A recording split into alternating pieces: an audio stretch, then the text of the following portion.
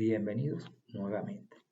Y vamos a tocar un tema extremadamente interesante, que es el procedimiento civil ordinario. Y para hablar del procedimiento civil ordinario debemos comenzar hablando del proceso. ¿Y qué es el proceso? No más que cuando un justiciable, es decir, el ciudadano común, acude al órgano jurisdiccional para que el Estado, a través de un tercero llamado juez investido de ese poder jurisdiccional que le da el poder público judicial, en nombre de la República, por autoridad de la ley, resuelva una situación jurídica que se le presenta para su conocimiento y posterior pronunciamiento. El justiciable puede acudir por distintos motivos. Por eso se abren, y es lo que conocemos como jurisdicción. Tenemos la jurisdicción graciosa o no contenciosa y tenemos la jurisdicción contenciosa. En la jurisdicción graciosa, no contenciosa, también mal llamada jurisdicción voluntaria, cosa que yo difiero porque en ambas jurisdicciones la parte que inicia el proceso actúa en forma voluntaria. Él a lo que va es a que le reconozcan un derecho que él considera que es merecedor. Ejemplo, título supletorio, acción mero declarativa de unión estable de hecho, declaración de único universal y heredero. Hay una contención, hay una pelea, simple y llanamente él va y le dice al tribunal que están los recaudos que usted exige para que me reconozca este derecho y eso es lo que yo quiero. Se convierte en contenciosa si se presenta un tercero y participa en esa actuación jurídica y se opone. Bueno, deja de ser jurisdicción no contenciosa, graciosa, y pasa a ser una jurisdicción contenciosa. La jurisdicción contenciosa, de acuerdo al procedimiento civil ordinario, se inicia con el libelo de la demanda. Esa es la jurisdicción contenciosa. Pero aún no ha nacido el procedimiento. ¿Por qué no ha nacido el procedimiento? Porque se inicia con el libelo de la demanda el proceso en la jurisdicción contenciosa. El demandante tiene la carga de cumplir con el emplazamiento del demandado, es decir, impulsar la citación del demandado, consignando en el lapso perentorio de los 30 días continuos en el alguacilazgo las expensas para que el alguacil se pueda trasladar a practicar la citación. Tienen la carga de consignar las copias simples para que sean certificadas y sirvan de compulsa que van agregadas a la citación para que cuando al demandado le llegue la citación sepa por qué lo están demandando y se le respete de esa manera su derecho a la defensa y se cumpla con el debido proceso. Una vez agotada esa carga que tiene el demandante y consta en autos la debida práctica de la citación del demandado, es que nace el procedimiento, nace el contradictorio porque ya el demandado está al tanto de que lo demandaron y nace para él entonces ciertas cargas o responsables que ya vamos a ver. Una vez que conste en autos la citación, como acabo de mencionar, se inicia el procedimiento civil ordinario, el cual está contemplado en los artículos 338 al 606, ambos inclusivos del Código de Procedimiento Civil. Iniciado esto, entonces vienen las 5 grandes fases o las 5 etapas en que está distribuido o compartido el procedimiento civil ordinario. ¿Cuál será la primera? La fase alegatoria o la fase argumentativa. La misma está contemplada en los artículos 338 al 387 del Código de Procedimiento Civil. ¿Y en qué consiste esa fase? Simplemente en que el demandante va a presentar allí los argumentos, los alegatos que él considera el juez debe analizar, es decir, los hechos, y va a presentar los fundamentos de derecho, el por qué él acude al órgano jurisdiccional, y va a demostrar las normas jurídicas que a él lo asisten o lo apoyan o refuerzan o contemplan su pretensión. Y en esa fase entonces el demandado, debidamente citado, podrá ejercer los 5 mecanismos de defensa que le permite el Código de Procedimiento Civil. Puede, en vez de contestar la demanda, puede oponer cuestiones previas, puede reconvenir al demandante, puede llamar a una tercero voluntario, o se puede presentar, un tercero forzoso, o se puede presentar un tercero en forma voluntaria, puede proponer la autocomposición procesal de conformidad con el 256 constitucional, entendiéndose la conciliación, la mediación y el arbitraje. Aquí hay que hacer una acotación de que el Código de Procedimiento Civil permite la conciliación en cualquier estado y grado de la causa y conforme con el artículo 257 hasta los informes.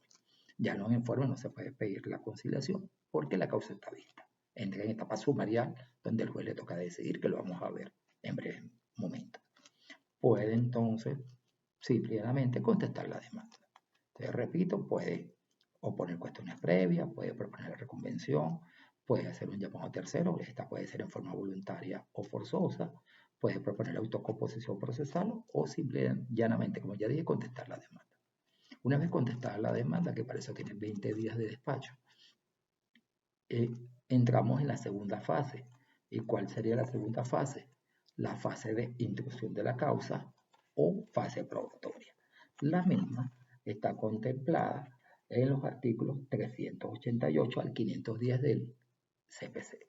Ahí es importante aclarar que en la fase de instrucción de la causa o fase probatoria también debemos concatenar esos artículos, los que les acabo de mencionar, el 388 y al 510, con el 1400 al 1430 del Código Civil, porque como bien todos conocemos, las pruebas en el sistema judicial venezolano nacen en el Código Civil.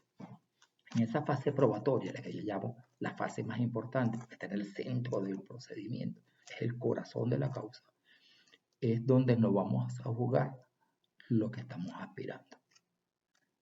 O bien que no es la razón, o bien que podamos demostrar que el demandante no la tiene.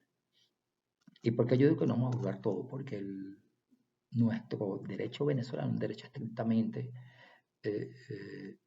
romanístico, es positivista. El juez tiene la obligación de, conforme con el artículo 12, de decir en función a lo legado y probado en autos. Entonces, si usted no tiene nada que probar, entonces, ¿cómo va a justificar o demostrar que en lo alegado usted tiene la razón? Recuerden que la etapa probatoria lo que buscamos es incidir en la psiquis del juez para que decida a nuestro favor, es decir, para que acepte nuestra pretensión. Para eso se la vamos a aprobar en esa etapa y lo veamos obligado a que el juez decida sobre lo que estamos pidiendo nosotros, bien como demandante o bien como demandados. Por eso es la etapa más importante. Allí tenemos que incidir en el juez. ¿Y cómo lo hacemos? Con pruebas. Agotada la fase probatoria en la cual vamos a promover y evacuar las pruebas que se están debatiendo en el procedimiento, allá hay una intervención del juez de oficio, que es el artículo 401 del Código de Procedimiento Civil, el auto para mejor decidir. El juez, en búsqueda de esa verdad material, de esa verdad verdadera, puede intervenir en el proceso y ampliar algunas pruebas. Agotada la etapa probatoria, la segunda fase, entramos en la fase decisoria, la cual está contemplada en los artículos 511 al 521 del Código de Procedimiento Civil. Y fíjense algo bien interesante, en esa fase comienza con los informes. Y ustedes dirán, bueno, pero ¿por qué los informes están dentro de la fase decisoria? Por una sencilla razón. Los informes es la última oportunidad que tiene el justiciable, es decir, tanto el demandante como el demandado, de convencer al juez de que él tiene la razón. Es decir, los informes son una presentencia. Usted los desarrolla de conformidad con lo establecido en la norma. Es decir, usted va a buscar allí convencer al juez de que debe sentenciar a su favor. ¿Y cómo lo hace? Bueno, usted narra todo su historial procesal y es el momento oportuno para que incorpore elementos que van a reforzar lo que usted presentó como hechos. Ojo, no puede traer hechos nuevos. Usted lo que va a traer es elementos nuevos que refuercen sus hechos. Algo que se le pasó en el libro de la demanda o en la contestación y que a lo largo del procedimiento usted captó, se dio cuenta, descubrió alguna jurisprudencia nueva, algún elemento que refuercen los hechos que usted promovió. Es una oportunidad enorme y grandísima para decirle al juez, necesito, quiero y espero que usted sentencie de esta manera. Usted le va a decir al juez cómo va a sentenciar. Lo mismo va a ser la contraparte. Por eso que los informes deben estar muy bien sustentados. Y eso, como ya dije, están en el 511 al 521 del CPC. Una vez culmina la fase decisoria, es decir, una vez que la causa está vista, vence el lapso de los informes, el juez tiene 60 días, aparecen 60 más 30 después, pero tiene 60 en principio para, en una etapa sumaria, proceder a decir conforme al artículo 12 CFC, es decir, conforme a lo alegado y probado en autos. Puede también trabajar con las máximas experiencias o con la sana crítica. Agotada la fase decisoria, pasamos entonces a la quinta fase, que es la fase ejecutoria o ejecutiva, como también mucha gente la llama, que es la ejecución de la sentencia. No hacemos nada con tener una sentencia definitivamente firme que no se puede ejecutar. Aquí es importante hacer alguna acotación. A lo largo del procedimiento ordinario, y así se lo recomiendo a mis alumnos, cuando usted entra a buscar el nivel de la demanda, pide cuestiones pide una medida cautelar, una medida preventiva. ¿Y qué va a lograr con eso? Usted va a asegurar las resultas del juicio, que en caso que la sentencia salga a su favor, la misma no quede ilusoria, la puede ejecutar. Allí usted puede pedir una medida cautelar de secuestro del inmueble o una medida de provisión de enajenar o gravar, secuestro de bienes muebles o inmuebles, una medida de provisión de enajenar o gravar, o el embargo. Recuerden que en medidas cautelares no puede pedir embargo de inmuebles, se pide secuestro, pero en las medidas ejecutivas sí puede pedir embargo. Esa es la ventaja de pedir las medidas cautelares. Además, como yo siempre digo, es muy difícil para el demandado contestar una demanda cuando ya tiene una medida cautelar en contra. Llegada a la fase ejecutiva o ejecutoria, usted tiene la carga de impulsar la ejecución de la sentencia y el tribunal de que la misma se cumpla. Allí usted puede entonces pedir las medidas preventivas, es decir, puede pedir embargo, secuestro o provisión de enajenar o gravar y se resuelven las mismas. Puede convertir la medida cautelar en una medida ejecutiva. Es importante también que sepa de que tiene un lapso para impulsar la ejecución de la sentencia. No hacemos nada con una sentencia que no se ejecute, no tiene sentido. Ahí se puede suspender. Esos son temas que más adelante podemos tocar.